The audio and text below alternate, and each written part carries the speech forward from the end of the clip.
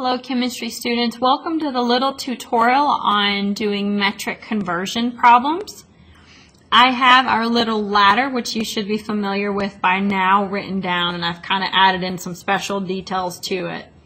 So kilo expressed with a little k, hecto is a little h, deca, DA for deca. The U is our base unit, so either grams, meters, or liters. Centi is a little c, and then milli is a little m. So let's work through a problem together, and we're going to follow the steps that we used in class. So what if we were asked to convert 810 centiliters to decaliter. So that DA is for deca, the C is for centi. So my first step is to write out my little ladder. Now we remembered and we used something in class today about King Henry died unusually drinking chocolate milk to help us remember how to do this. So I'm going to put this here.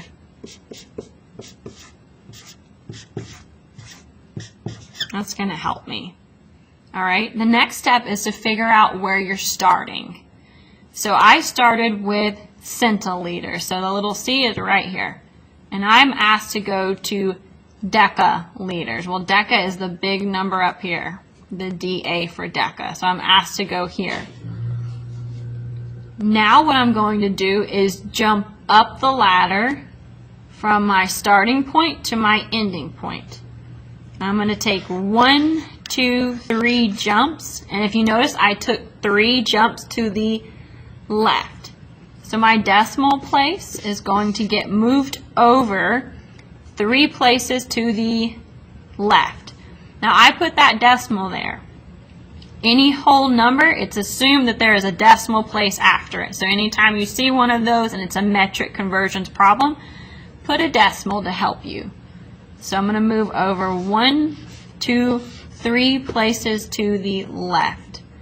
So in 810 centiliters, there are 0.810 decaliters. Now I'm going to give you a problem, a couple problems, and I'd like you to practice the same technique on these problems. Once you have worked through 1 or 2, let me come check your work. So on number 1, I would like you to go from 7,000 kiloliters to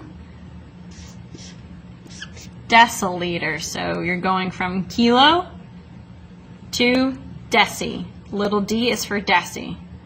On the second one, we're going to go from 410 milligrams to grams. So the base units have to be the same. So liters, liters. What's different is the prefix. On this one, grams, grams, and then this is the little milli. So on this one, you're going to go from milligrams to grams. Now grams is denoted by this U, which is our base unit. So try that out, get me to check you, and then we'll move on from there. If you have any questions, let me know.